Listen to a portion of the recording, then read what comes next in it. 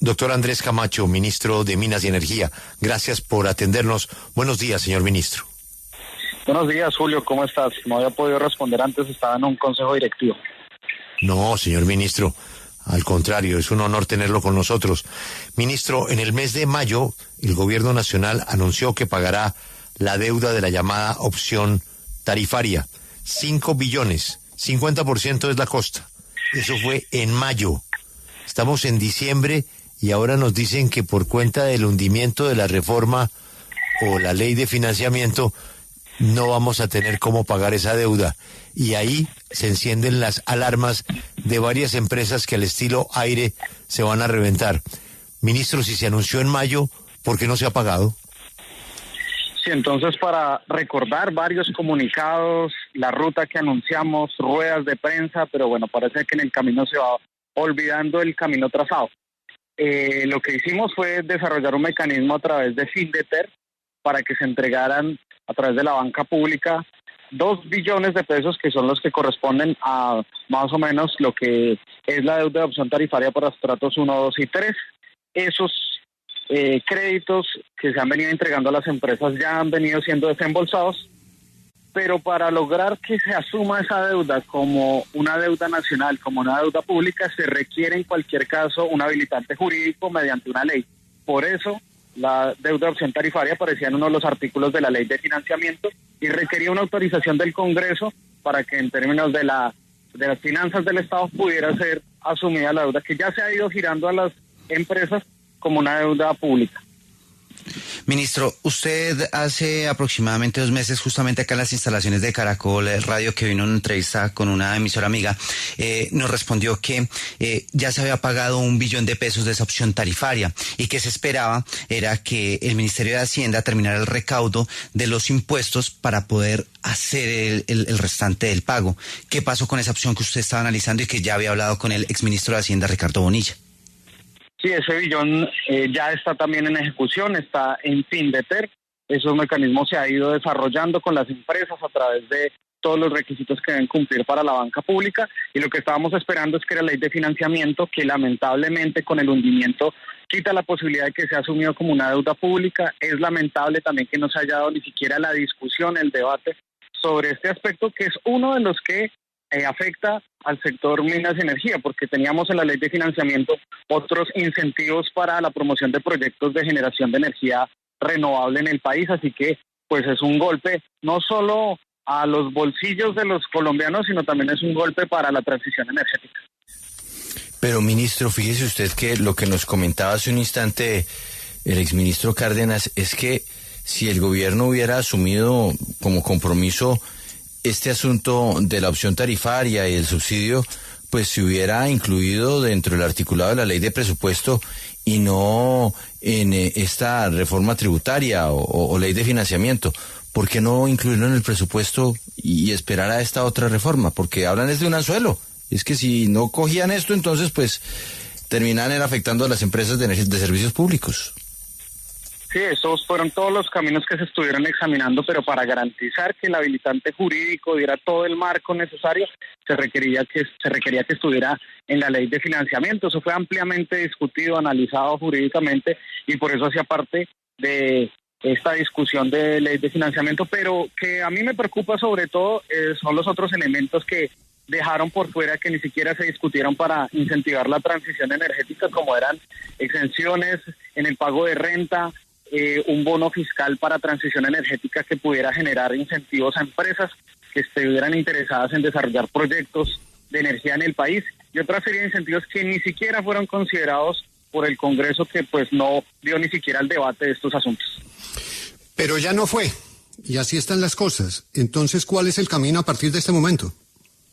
Estamos ya desarrollando mesas técnicas a ver cómo resolvemos estas situaciones que ha dejado esta decisión, y pues por supuesto responder especialmente al país y a la gente más vulnerable en tema de servicios públicos. Tendremos que buscar algunas alternativas, pero pues sí es importante contarle al país las implicaciones y los impactos de la decisión que ha tomado el Congreso. Ministro, mire, algunas fuentes nos confirmaron que hay 4 empresas que no pasarían de diciembre y enero respectivamente, y son Empresa de Energía de Bajo Putumayo, la Empresa Distribuidora del Pacífico, DISPAC, también Electrohuila, las Centrales Eléctricas de Nariño, SASP, que es Sedenar. Y esto debido al no pago de la opción tarifaria. ¿Usted ya tiene conocimiento de la situación de estas empresas y otras que decidieron que no las nombráramos?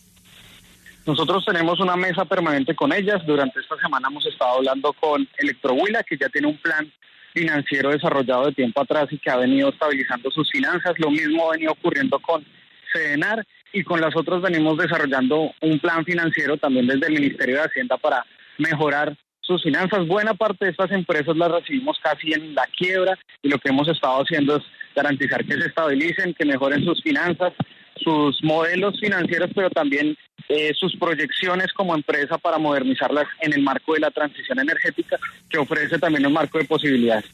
Ministro, en esa misma línea, esta semana hemos venido tratando un tema aquí en W Radio, y es una denuncia que recibimos de 5 municipios del litoral del Pacífico, entre esos Nuquí, está Juradó, Vallasolano y varios municipios en Nariño, que dicen que no se les ha pagado a los prestadores el pago que tienen que realizarle a los prestadores, y por lo tanto están en riesgo de quedarse sin electricidad en esos municipios. ¿Cuándo se les va a realizar ese pago a ellos?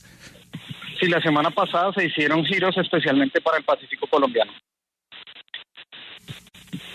Ministro, usted menciona que hicieron todo un análisis jurídico para definir que esta opción tarifaria tendría que pasar por el Congreso de la República para que ustedes pudieran desembolsarle esos recursos a las empresas, pero lo que dicen muchas fuentes es que eso no es necesario, que no es el Congreso de la República quien tiene que autorizar, que simplemente el Ministerio de Hacienda les da el aval, y que ustedes perfectamente hubieran podido meter eso en el presupuesto, algo que ahorita no nos respondió con claridad. ¿Nos puede decir por qué entonces en el presupuesto no está el pago de esa opción tarifaria y lo ataron a una ley de financiamiento que tenía todas luces de que se iba a caer? Primero, los desembolsos ya se han venido haciendo. No sé si lo tienen claro, y lo repito, los desembolsos ya se han venido haciendo. Lo que estábamos esperando que se aprobara con la ley de financiamiento era el habilitante jurídico, que tiene que ser mediante una ley. Podemos enviarles toda la exposición de motivos, el análisis jurídico, porque es la única manera en la que se puede asumir eso que ya se está desembolsando como una deuda pública, una deuda del Estado, y el habilitante, quien puede tomar esa decisión y garantizar que esa medida tenga toda la base jurídica, es el Congreso de la República, y por eso debía pasar por ley. Por unidad de materia, en la discusión de estos asuntos del espacio fiscal del país, pues tenía que estar en la ley de financiamiento, que se presentó con todos los temas que tienen que ver por unidad de materia con estos asuntos fiscales. Una última pregunta, ministro, agradeciendo su tiempo. ¿Imposible volver a la discusión de reactivar la máquina de hacer plata que era Ecopetrol? Pues Ecopetrol está dando dividendos y a la nación entregándoles de manera histórica recursos al Estado, así que pues es parte de lo que se ha hecho. Pero, ministro, nos alegra mucho que usted lo confirme, pero mirando los resultados, lo acaba de decir aquí el exministro Cárdenas, están muy por debajo de los números de Ecopetrol. Pero mejor dicho, es que Ecopetrol no está marchando a toda máquina. Tiene buenos resultados, como usted indica, pero usted se imagina Ecopetrol como funcionaba antes, lo que significaría para la caja del país. No, yo no me lo imagino cómo funcionaba antes, porque precisamente el reto que tenemos es transitar, hacer la transición energética, y ahí Ecopetrol tiene que cambiar, tiene que moverse hacia lo que está ocurriendo en el mundo, así que pues algunos quieren volver al pasado, pero nosotros estamos pensando en el futuro. No, ministro, ni más faltaba. Lo que pasa es que, como se dice popularmente, no se suelta un bejuco sin tener el otro. Mientras que lo otro comienza a funcionar, ¿por qué no permitir la caja que produce Ecopetrol? Eso es no regresar al pasado, sino regresar a la realidad. Estamos en un problema fiscal muy grande, todavía la transición no la tenemos clara, se están yendo las compañías que le apostaban al país por el tema de las consultas, especialmente en La Guajira. Usted sabe lo que ha significado el tema de las consultas, y la transición a otras fuentes de energía pues no es de la noche a la mañana. Mientras que la logramos, ¿no podemos mantener la caja de Ecopetrol? Claro, esa es la tarea de la transición, y como tú lo has dicho, es un proceso y ese es el proceso que estamos aventando con Ecopetrol. Justamente ayer estuvimos en el primer congreso de la Agencia Nacional de Hidrocarburos contando todo esto y aclarando varios asuntos. Por ejemplo, no hay una noticia de una empresa que se esté yendo del país en materia de hidrocarburos por políticas que estemos desarrollando.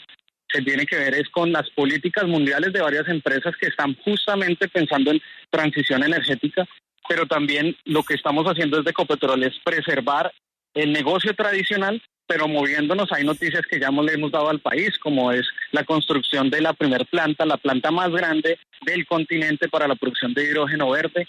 Otras noticias como las inversiones que están ya aprobadas para el año entrante en materia de exploración y explotación. Las noticias que hemos dado en materia de gas para el país, con el yacimiento más grande de la historia del país, que puede llevarnos a reservas hasta de un 200% un incremento. Así que eso es lo que se está haciendo, preservar el negocio tradicional, pero movernos y garantizar que esos recursos también apalanquen y nos permitan dar los pasos de la transición energética. Ministro, muchas gracias por su tiempo. Ha sido usted, como siempre, muy amable con la W, y aprovecho también para desearle una feliz Navidad. Feliz Navidad para ti y para todos los oyentes también. Muchas gracias. Muchas gracias.